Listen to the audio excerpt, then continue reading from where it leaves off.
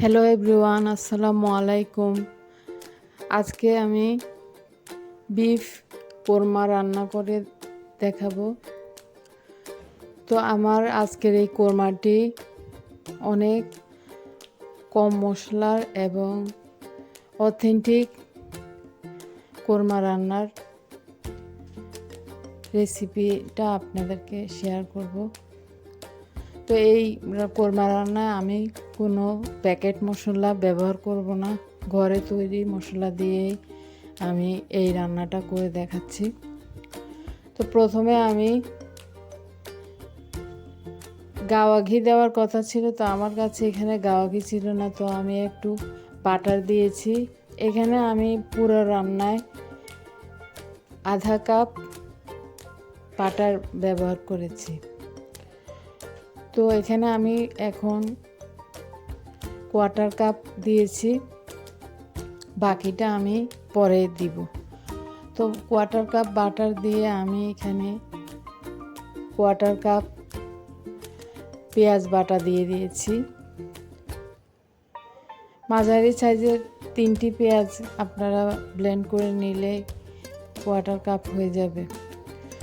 আর দিয়েছি 2 টেবিল চামচ আদা, 1.5 টেবিল চামচ রসুন, আর 2 চা চামচ বাদাম বাটা।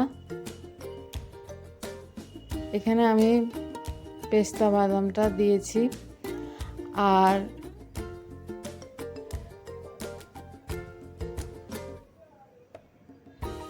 এখানে দিয়েছি আমি 1 টেবিল চামচ নারকেল বাটা, আর দিয়েছি 1 টেবিল চামচ পোস্তা দানা বাটা এবং কোয়ার্টার কাপ না, আমি হাফ কাপ দই দিয়েছি। এখানে দই পরিমাণটা একটু বেশি দিয়েছি। এখানে আমি কোনো দুধ ব্যবহার করব না, যেহেতু আমি নারকেল ব্যবহার করেছি। আপনারা আরও ঘন ঝোল করতে চাইলে আরও 2 টেবিল চামচ নারকেল বাটা আর 2 টেবিল চামচ আদা বাটা দিয়ে দিবেন। আর আমি এখানে 1 টেবিল চামচ মরিচ দিয়েছি, শুকনো মরিচ গুঁড়া। আর হলুদ দিনে আপনারা চাইলে 1 চা চামচ হলুদ, 1 চা চামচ জিরা, 1 চা চামচ ধনিয়া দিতে পারেন যদি স্পাইসি করতে চান। আমি এখানে লাইটভাবে রান্না করব, তো এখানে আমি জিরা ধনিয়া পাউডার দিইনি এবং হলুদ পাউডারও দিইনি। আমি এটাকে ব্রাউন কালার রাখবো। তো আমি এখন ভালো করে এগুলোকে মিশিয়ে মেখে নিয়েছি এবং ঢাকনা দিয়ে ঢেকে দিব। এখানে আমি লবণ 1 চা চামচের চেয়েও একটু বেশি দিয়েছি, প্রায় 1 টেবিল চামচের মতো দিয়েছি।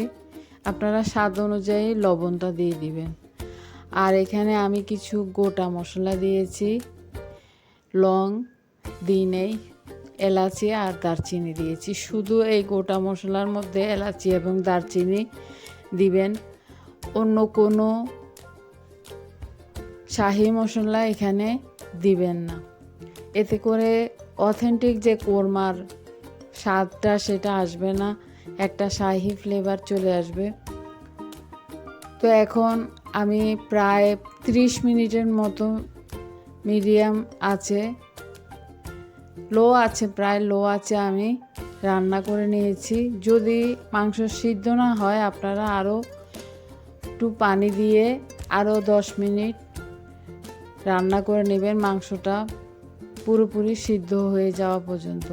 পুরোপুরি না হলেও 80% সিদ্ধ হয়ে যাওয়া পর্যন্ত আপনারা রান্না করে নেবেন। এরপর যখন পানি শুকিয়ে মাংসটা কষানো হয়ে যাবে, পুরো তেল উপরে উঠে আসবে, এই পর্যায়ে আরেকটি প্যানে আরও কোয়ার্টার কাপ গাওয়া ঘি বা বাটার দিয়ে, গাওয়া ঘিটাই দিবেন, আমি গাওয়া ঘি ছিল না বলে বাটার দিয়েছি। আমি বাটার দিয়েই গাওয়া ঘি বানাই। তো এখন আমি এই বাটারটা কোয়ার্টার কাপ বাটার দিয়ে 1 কাপ পরিমাণ পেঁয়াজ কাটা দিয়ে দিয়েছি, আর কিছু গোটা মশলা, এলাচ এবং দারচিনি, এই দুইটাই আমি দিয়েছি। এগুলো দিয়ে আমি পেঁয়াজগুলোকে ব্রাউন করে ভেজে নিব। পেঁয়াজগুলো একেবারে ব্রাউন করে ভেজে নেবেন, এতে করে স্বাদটা খুব ভালো আসবে। চাইলে আপনারা পেঁয়াজটা সিদ্ধ হয়ে গেলেও দিয়ে দিতে পারেন। আমি এখানে পেঁয়াজটা যখন ট্রান্সপারেন্ট হয়ে গেছে, সিদ্ধ হয়ে গেছে, এ পর্যায়ে আমি ভুনা মাংসটা দিয়ে দিয়েছি। কষানো মাংসটা দিয়ে ভালো করে ভেজে নিব পেঁয়াজের সাথে।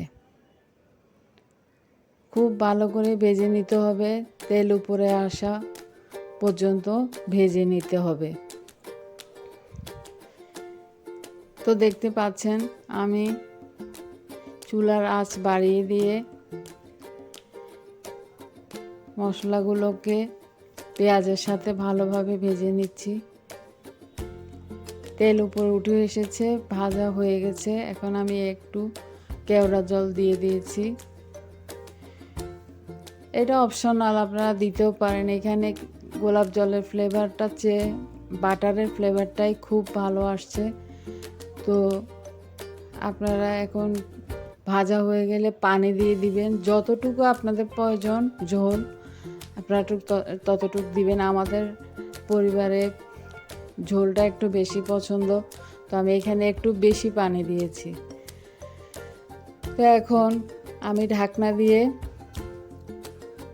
একেবারে হাই স্পিডে আমি 5 মিনিট রান্না করে বলক চলে আসা পর্যন্ত রান্না করব। এরপর যখন ভালোভাবে ফুটে উঠবে এটা, তো আমি চুলাটিকে একেবারে লো হিটে করে আমরা যে ভাত দমে দিবার জন্য যে পরিমাণ হিট, চুলাটা যে পরিমাণ আমরা তাপে রাখি, যে আঁচে রাখি, সেই আঁচে আপনারা রাখতে পারেন। একটি তাওয়া নিচে দিয়ে দিতে পারেন হিটটাকে ব্যালেন্স করার জন্য।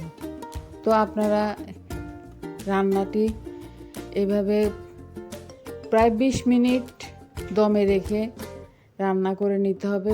এর মধ্যে পুরোটাই সিদ্ধ হয়ে যাবে মাংস, এবং দেখতে পাচ্ছেন ঝোলটা কতটা পাতলা হয়েছে। তো আমি এখানে মাংসগুলো রেগুলার কাট করেছি, আপনারা অতিথিদের জন্য করার জন্য আর একটু বড় পিস করবেন, যেভাবে কোরমার পিস করে ঠিক সেভাবে। আমি এখানে ঘরে খাওয়ার জন্য রেগুলার কাট করে কেটে দিয়েছি। তো আমার কোরমার রান্নাটি হয়ে গেছে। কেমন লেগেছে আপনাদের কাছে তা কমেন্ট করে জানাবেন, এবং যদি ভালো লেগে থাকে তাহলে লাইক করে শেয়ার করে দিবেন, এবং আমার চ্যানেলটি সাবস্ক্রাইব করে পাশে থাকবেন। ধন্যবাদ।